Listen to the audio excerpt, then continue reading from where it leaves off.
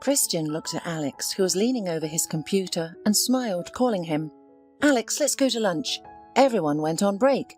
"Or are you trying to impress Mr. Eisenberger? Do you think our boss will give you a bonus for this?" Alex did not react to Christian's words. He was completely absorbed in his work, and only came to his senses when Christian hit him on the shoulder and said, "Hey, are you on hunger strike?" "What?" exclaimed Alex, not understanding anything. "Are you going to lunch?" Christian repeated it with a laugh. "Listen, people like you used to be called bookworms, and you seem to be a computer worm." "Is that like a virus?" Alex smiled, then stood up and enjoyed stretching. "Oh, I'm so stiff." "You need a woman," said Christian, heading out of the office with his friend. "She would give you a massage, and wouldn't let you work." "I already had a woman," Alex said, waving his hand. "I'm fed up with that. I don't want to think about it anymore." The friends sat down at a table in a cozy cafe and ordered the meal. "Let's talk about you instead," Alex said to Christian. "I heard you're going on vacation soon. Have you decided where to go?" "Oh," Christian frowned. "Nothing depends on me in this case. Kelly decided long ago that we would all go to her mother's village. There's nature, a river, and all that. She promised we'd go fishing." "Great!" exclaimed Alex. "You'll rest for sure." "Oh, come on. You just don't know my mother-in-law. She always needs something fixed. The basement prepared for winter or the roof covered. There won't be time for fishing, that's for sure. It's a deadly bore. I even envy you sometimes. You are your own boss. You can relax however you want, go where you want." "It's all relative, Christian," Alex said bitterly. "You know how I suffered with Delia, and I was glad when I divorced her. But now, I don't want to go home. No one is waiting for me there now. No one needs me. I'm 40 years old, and I have no family or children." Christian didn't know what to say to his friend. He knew his story and always felt sorry for the kind, not malicious man. Alex had once been married, but Delia couldn't find common ground with his mother. They lived together, and Delia hated it more than anything. "Let's leave her," she often said to her husband. "Honestly, I can't live like this anymore." "Delia, you don't understand," Alex pleaded with his wife. "Mum is sick. She's been suffering from cancer for many years now. It's not known how much time she has left. I can't leave her, abandon her, at this moment. How do you imagine that?" "You can visit her every day," Delia insisted, "but she needs to be under constant observation 24/7. "Delia, pull yourself together. Imagine if your mother was sick. Would you leave her?" "My mummy isn't sick, and she's the best person in the world. Kind, caring, and your mother is a real snake. How much blood she drank from me over the years. You don't want to take care of her for some reason, but you're making me.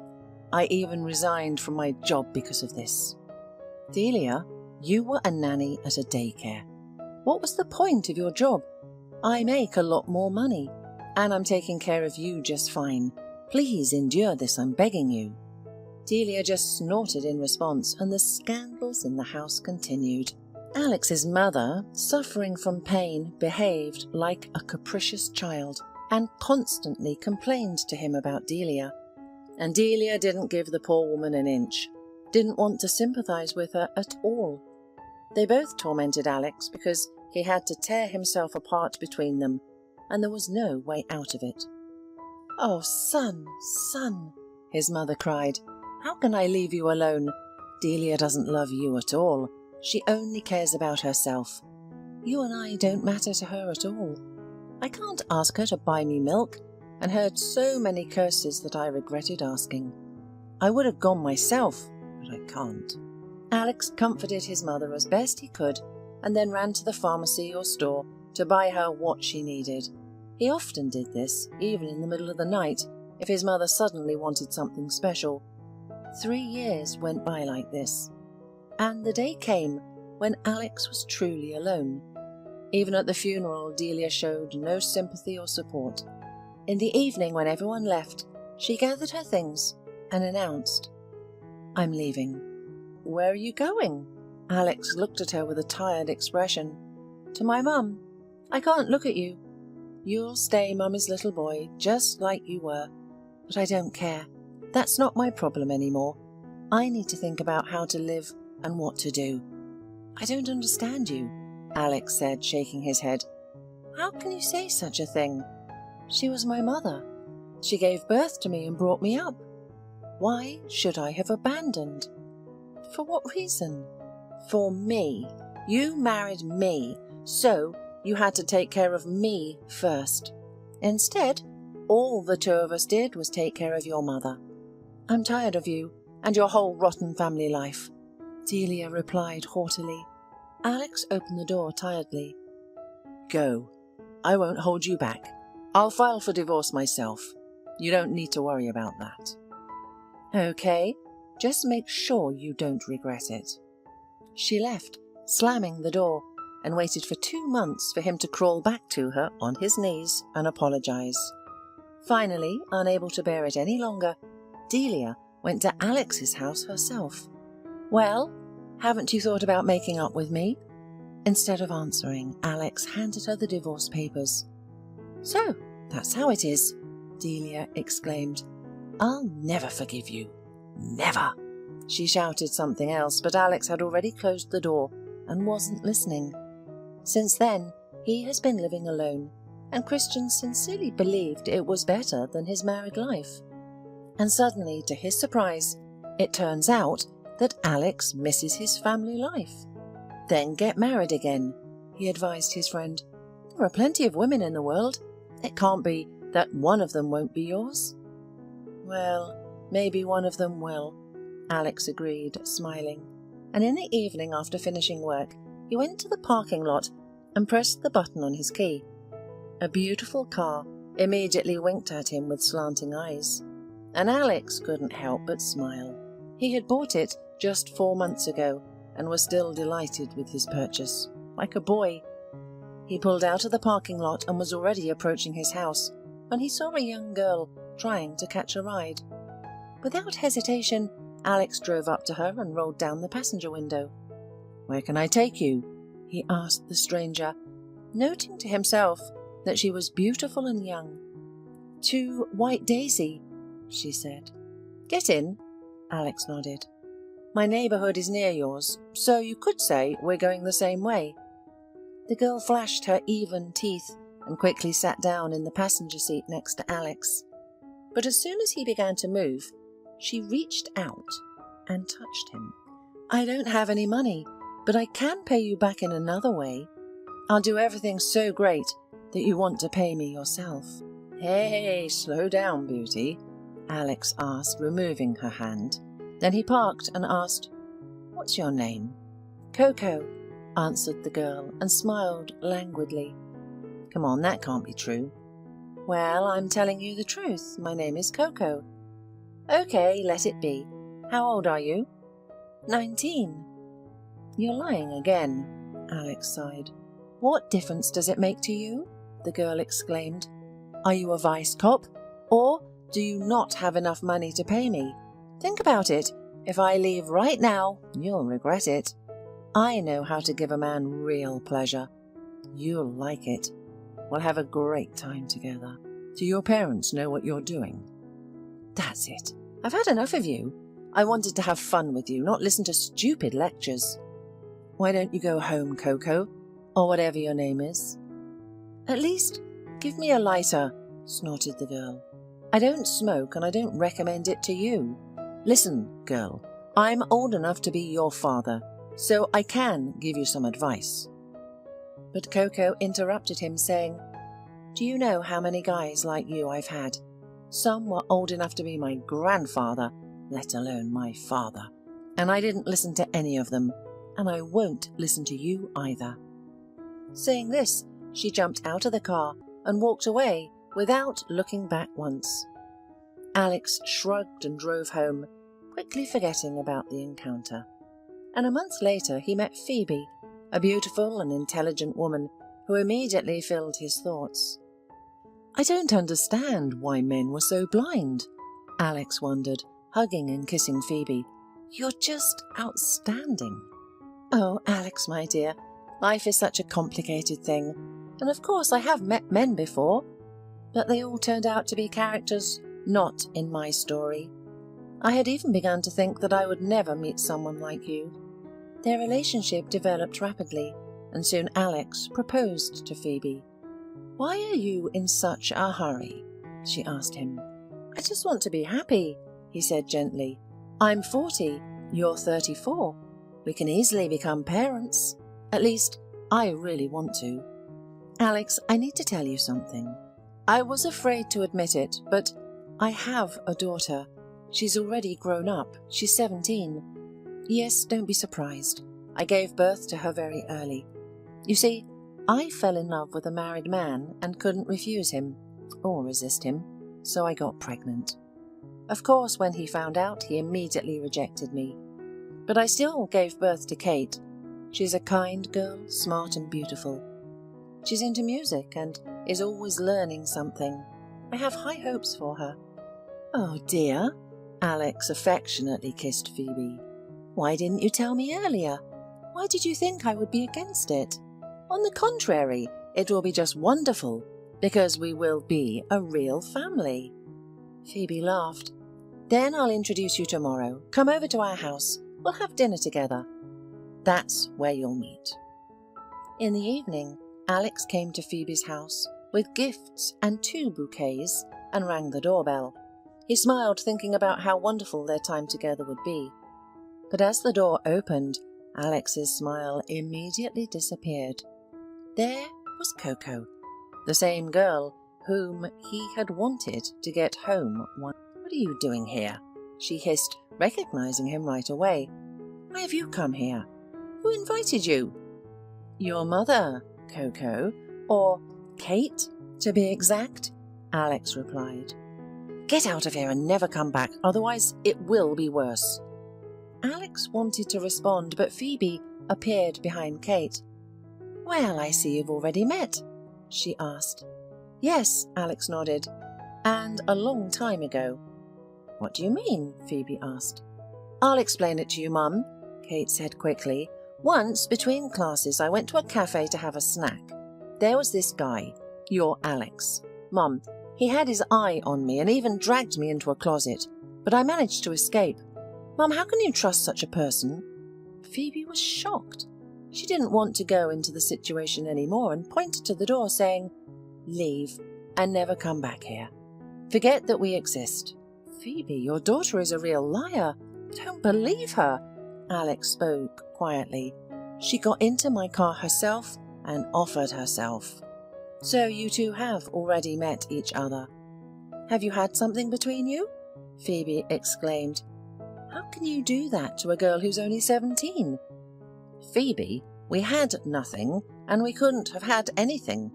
Alex continued to defend himself, but no one was listening to him anymore. Phoebe left the hallway with crying and went to her bedroom. As for Kate, she smiled cheerfully, blew Alex an air kiss and slammed the door in front of him. 6 months passed, and Alex and Phoebe never saw each other again. The man became even more convinced that he would never meet the woman who would bring him true happiness. One morning, the boss gathered the whole team and announced that everyone was invited to his son's wedding. Wow, Frank is getting married. Congratulations. Everyone cheered. He is a wonderful son. Such a smart, literate, well-bred, polite. Let him be happy. We sincerely wish him that. And who's the bride? A nice girl. She is very young, naive and enthusiastic. Mr. Ensenberger smiled. But she loves my son very much, and that's the most important thing for me. When is the wedding? Alex asked. This Saturday. The date is symbolic. It coincides with the anniversary of my wedding to Robin. So, we are happy on all sides. Please don't be late, my friends. Of course, come as couples. I will be overjoyed to see everyone. Alex, like everyone else, was about to arrive at their restaurant, but Mr. Ensenberger called him and asked for help. Alex, you don't have a lady with you, so no one will be angry with you. Please come early. The driver who was supposed to drive the bride broke his leg and is now in hospital, so we thought we would pick up the bride together and then go straight to the registration." "Okay, no problem," Alex agreed. At the appointed time, he arrived at the boss's place and put him and his wife Robin in the car. Mr. Ensenberger gave the address, and Alex looked at him in surprise. "What did you say? Repeat, please." "Don't you know the city well?" Robin laughed. "Turn on the navigator, and let's go already." Alex obediently drove onto the road, but he was only thinking about one thing. Phoebe and her daughter lived at that address that Mr. Ensenberger gave. Is Kate going to marry Mr. Ensenberger's son? But how is that possible? Frank is a quiet and smart young man. He has studied abroad. His father has great hopes for him and is preparing to hand over the company to him. And Kate, she has already shown herself to Mr. Ensenberger and his wife as a naive and inexperienced girl. They believed her, but Kate has unlikely changed and, of course, will spoil the guy's life. Like Delia once ruined his own life. Alex also got married at one time to such a naive girl, and only a couple of years after the wedding, he found out that she had gotten rid of her pregnancy several times before meeting him. That's why she couldn't give birth to the baby he wanted so much.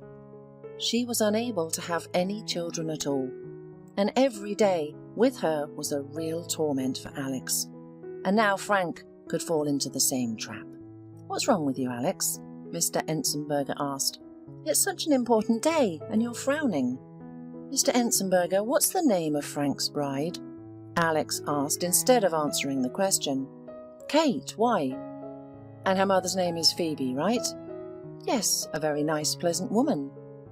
Alex pulled over to the side of the road and stopped. "What happened?" Mr. Ensenberger asked in surprise. Alex's story didn't take long, but when he finished speaking, an oppressive silence hung in the car. Robin sobbed. "Oh, Ben, I told you this girl was no good and you didn't believe me." "I'm sorry, Mr. Ensenberger," Alex said, "but I could not help warning you. What you do with this information is up to you, but if I had kept quiet and something went wrong in Frank's fate, I would never forgive myself." "You did the right thing, Alex." Mr. Ensenberger touched his hand. "Now, let's go there.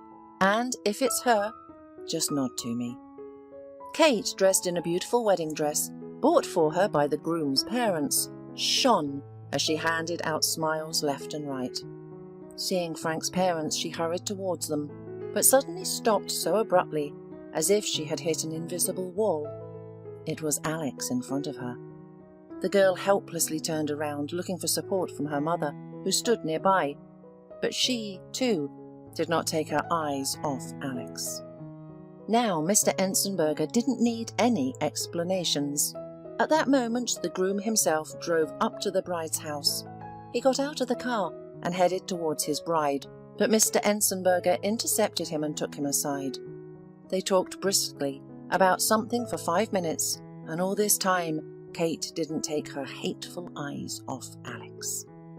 Finally, Frank approached his bride. "Is it true what I have just heard?" Frank asked. "Frank," Kate muttered, "don't believe him, please." "So I can trust you?" asked the groom. She couldn't take it and looked away, looking back at Alex again. "I hate you!" she screamed at him in anger. "I hate you!" And then she ran away. Her mother ran after her, and Mr. Ensenberger turned to the guests, who had witnessed the ugly scene. "The wedding is cancelled," he said, "but we're all waiting for you at the restaurant. Today is the anniversary of our wedding with Robin. Please share our joy with us." Alex was upset and biting his lips, but Frank approached him and hugged him. "Don't be so nervous, and thank you, Alex. You know, everything happened so fast for us that I didn't even have time to realize it. She did everything to hook me, and I was blind." "It's okay, Frank. Everything will be fine for you eventually," Alex said. And a few days later, when Alex was walking to his entrance, he was attacked and got severely beaten. The last thing he remembered was someone's angry words. "It's revenge for Kate. Got it? Alex woke up in the hospital, and the nurse, leaning over him, smiled at him and asked, "How do you feel?" "Everything hurts." "Don't worry, we'll give you a shot and you'll feel better. Just tell me how I can reach your wife." "My wife? I don't have a wife. I have no one. I'm alone." "Wow." The nurse shook her head. "What's wrong with me?" asked Alex. "You were found beaten in the street. A little more, and that's it. But now you will live happily ever after, and I will dance at your wedding," said the nurse, winking at Alex. Alex smiled. "What's your name?" "My name is Joan." "I'm going to take you up on that, Joan." A year later, Joan danced with Alex at their wedding. Several years passed. Joan and Alex raised 2 charming kids and were delighted. They were also friends with Mr. Ensenberger and his family. Recently, Frank married a nice girl and was preparing to become a father. Frank thanked Alex more than once for helping him avoid a mistake. "Can you imagine, Alex, if it weren't for you, I wouldn't have met Maggie. By the way, did they find those who beat you up?" "No, Frank," Alex sighed. He often remembered what the guy said to him when he fell to the ground, and just protected his head from terrible blows. It's revenge for Kate. But he didn't tell anyone about it, and he tried to forget it himself. Once, Joan and Alex invited friends to spend time together, and while they were chatting, Joan told them about a patient named Phoebe who had come to them. Can you imagine her own daughter, Kate, beating her up with her partner? And sometimes she came to the hospital with a scandal. She always demanded money from her mother. We had to call the police. This little wretch, Kate, is so young, but she's already hit rock bottom. It seems that she and her partner are now facing a real sentence. Her mother is defending her, saying she's not guilty, and her boyfriend persuaded her. We're all just in shock, and this Phoebe still stands her ground. I feel so sorry for her. Alex, Mr. Weisenberger, and his wife exchanged glances and remained silent, and Frank hugged his wife tighter and smiled at her. Then Alex was the first to break the silence. A man's fate is in his hands, and everyone chooses who and with whom to be.